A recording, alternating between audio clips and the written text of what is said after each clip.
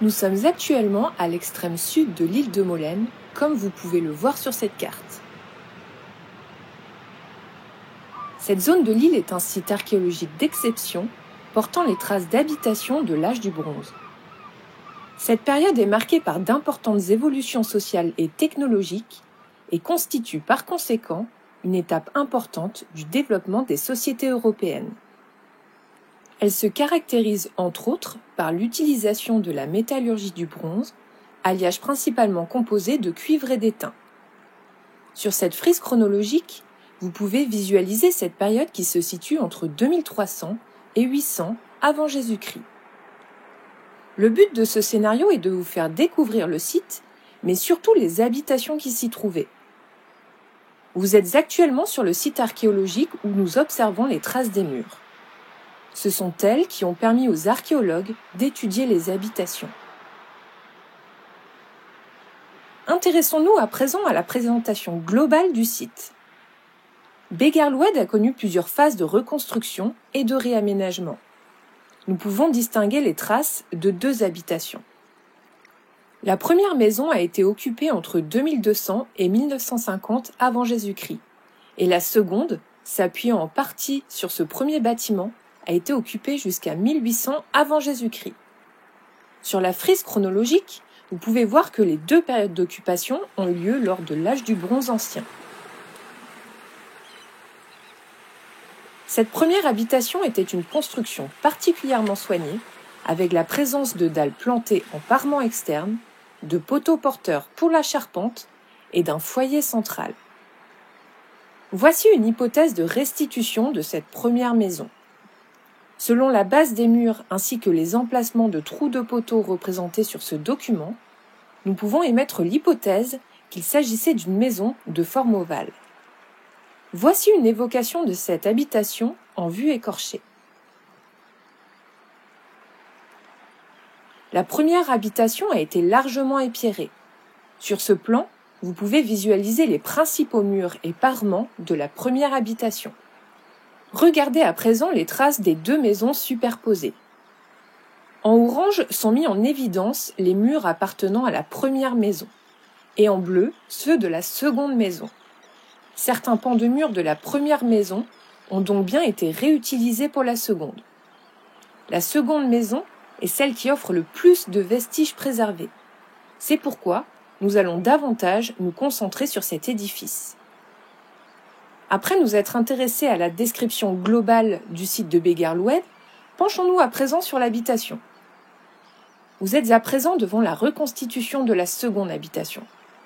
La particularité de cet édifice de forme ovale est une charpente qui repose sur des murs en pierre d'environ 1 mètre de largeur et 1 mètre de hauteur. La maison fait 9 mètres sur 6 mètres 50.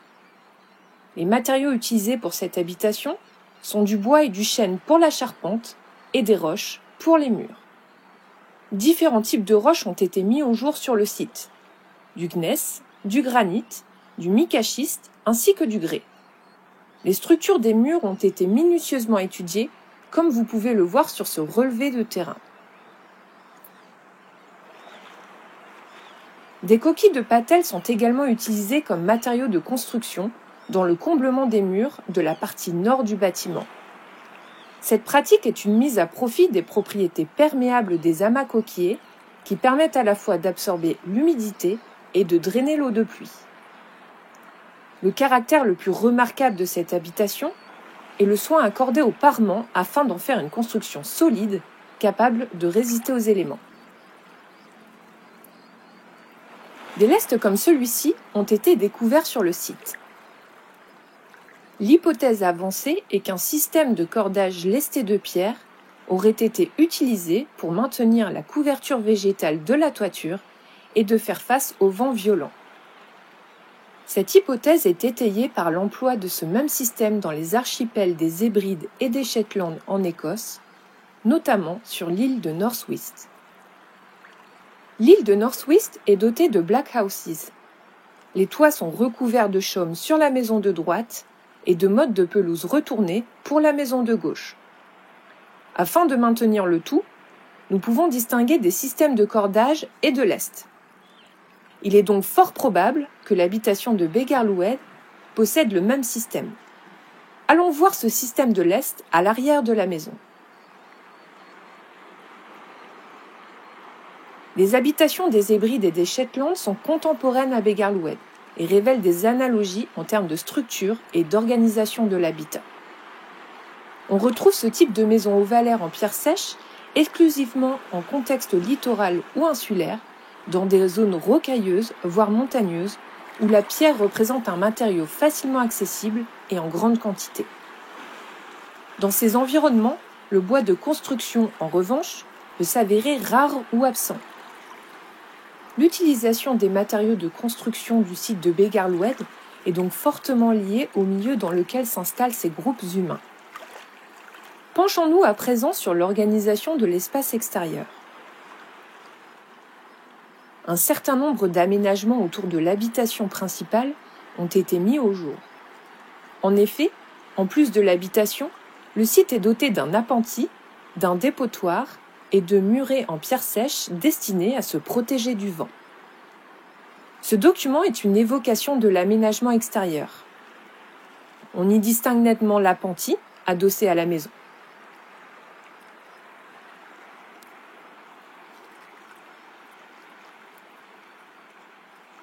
Il s'agit de la petite construction en face de vous. Voici l'appentis tel qu'il a été mis au jour lors des fouilles.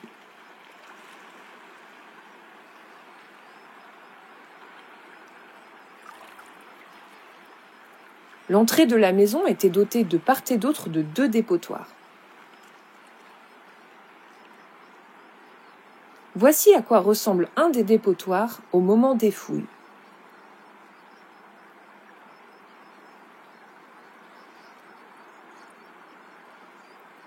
Les murs et murets structurent l'espace extérieur et ont pu jouer des fonctions multiples, par exemple la délimitation d'aires de travail, de jardins ou encore de chemins. Grâce à l'étude du site, des défauts architecturaux ont pu être décelés, comme des fondations peu stables qui ont nécessité l'ajout de contreforts. Découvrons à présent l'espace intérieur de l'habitation. La maison étant dépourvue de fenêtres, vous pouvez vous éclairer à l'aide d'une lampe.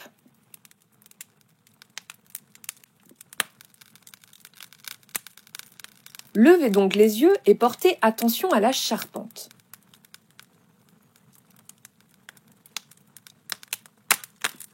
Il est probable que les murs de fondation permettaient de supporter la totalité de la charpente.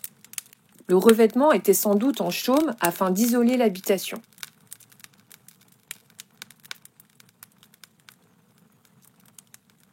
Vous pouvez à présent sortir de la maison.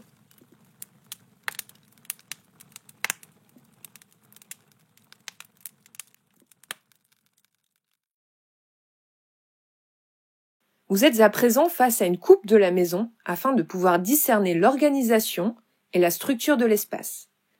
L'habitation a une surface d'environ 28 mètres carrés. Nous pouvons distinguer 4 zones dans cette habitation.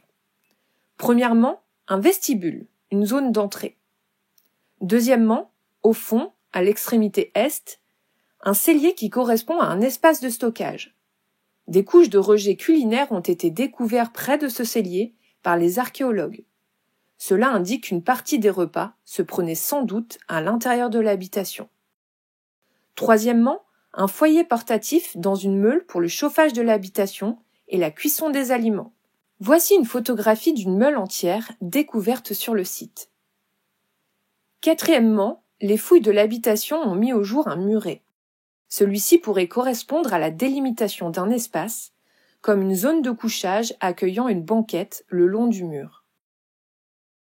Les différentes investigations menées sur ce site archéologique permettent d'étudier l'organisation de ces espaces de vie et donnent par conséquent des indications sur le mode de vie des habitants dans des environnements proches de la mer.